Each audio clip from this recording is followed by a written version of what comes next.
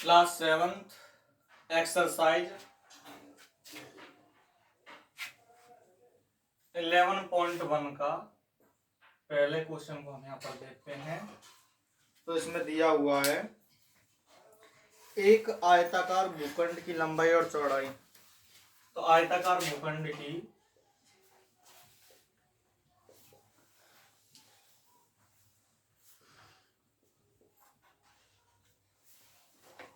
लंबाई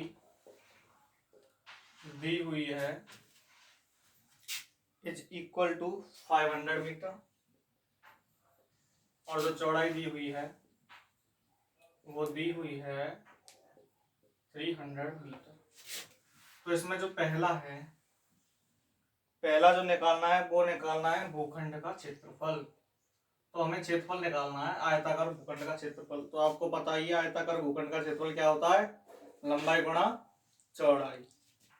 तो लंबाई गुणा चौड़ाई, इसमें लंबाई कितनी है 500 और चौड़ाई कितनी है 300।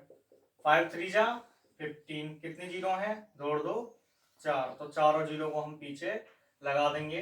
तो 1,50,000 मीटर स्क्वायर क्या हो जाएगा इसका क्षेत्रफल। तो ये आ गया हमारा पहला। सेकंड जो हमें निकालना है कि 1 मीटर स्क्वायर का जो मूल्य है वो है 10,000 रुपये।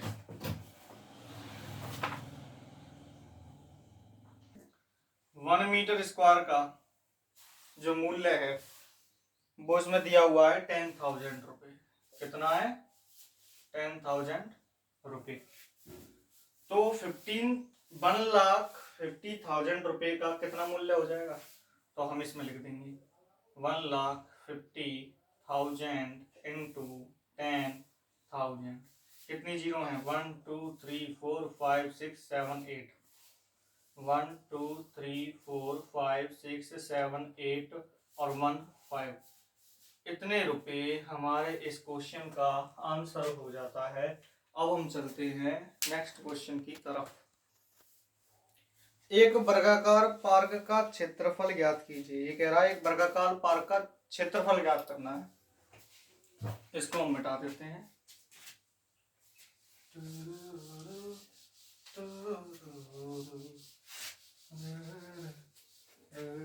अब उतार ली सवाल है ना, सुनो भाई अब उतार ले सवाल को। क्वेश्चन नंबर 2,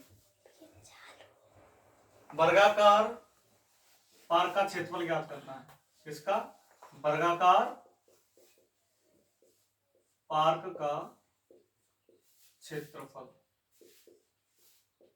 क्या होता है वर्गाकार पार्क का क्षेत्रफल, भुजा गुणा भुजा, भुजा गुणा भुजा।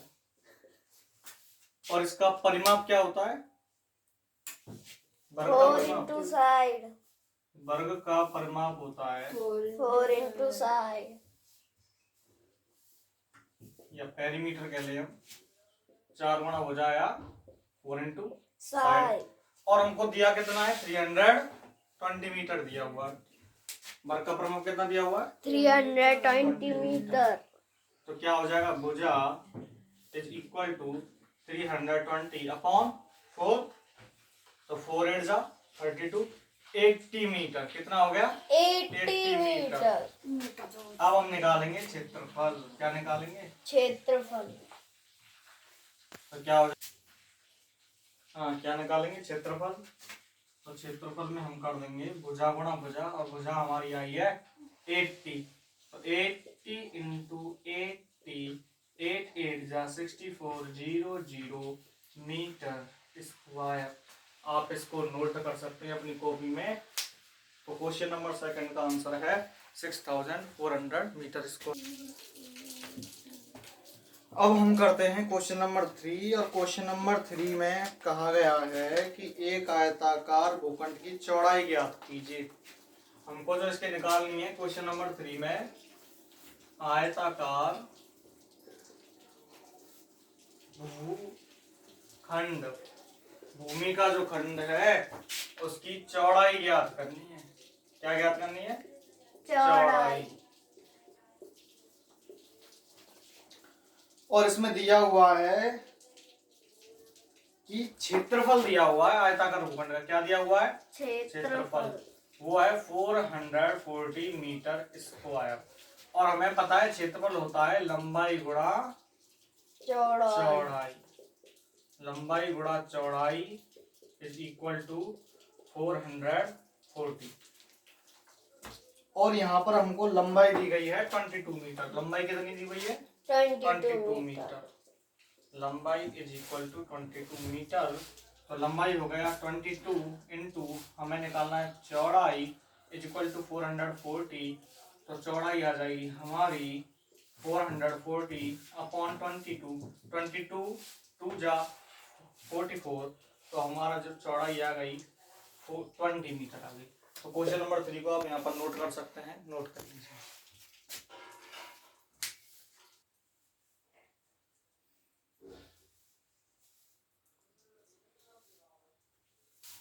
Question number 4।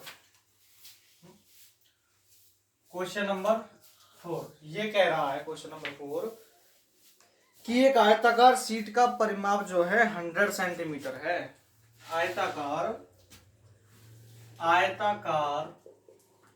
शीट का परिमाप आयताकार शीट का जो परिमाप है वो है 100 सेंटीमीटर। और इसमें दिया गया है लंबाई है 35 सेंटीमीटर। लंबाई कितनी है? 35 लंबाई 35 सेंटीमीटर है। और हमको जो इसमें निकालना है चौड़ाई निकालना है और क्षेत्रफल निकालना है। हमको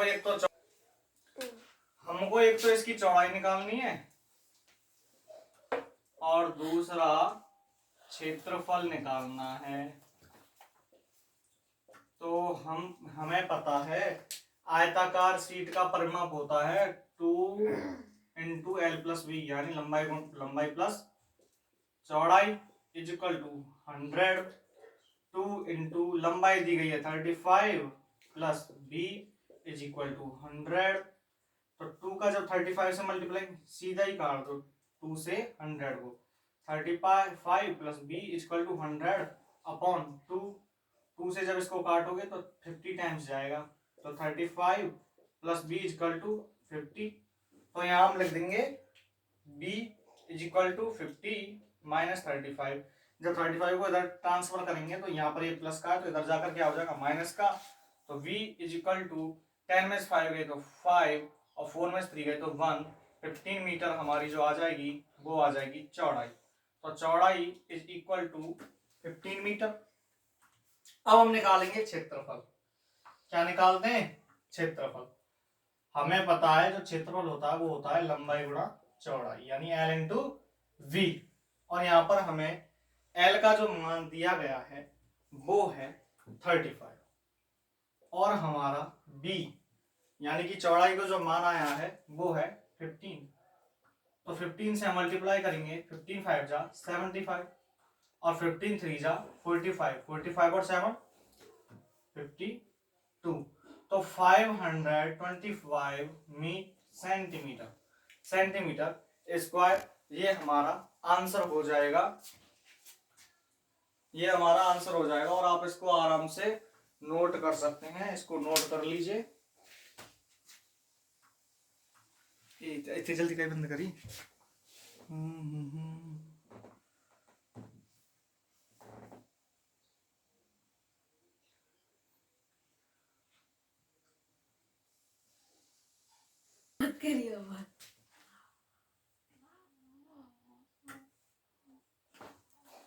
क्वेश्चन नंबर 5 है।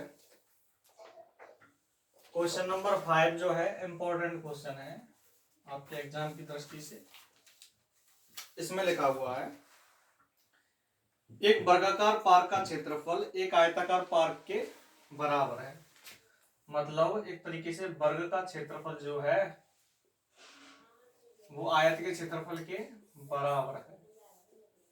आयत का क्षेत्रफल और इसमें दिया गया है यदि वर्गाकार पार्क की एक भुजा 60 मीटर हो, वर्गाकार पार्क की भुजा 60 मीटर हो और आयताकार पार्क की लंबाई 90 मीटर हो तो आयताकार पार्क की चौड़ाई ज्ञात कीजिए। तो हमें वर्ग की भुजा दी गई है 60 मीटर।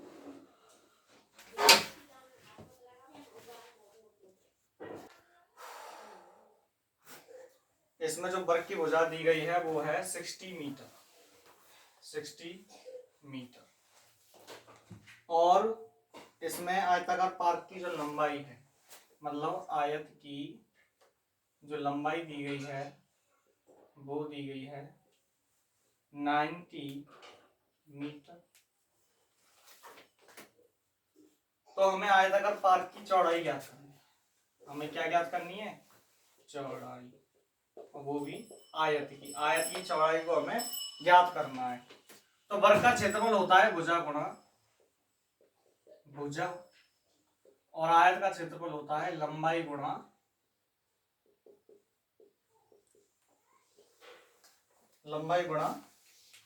चौड़ाई, लंबाई गुणा चौड़ाई।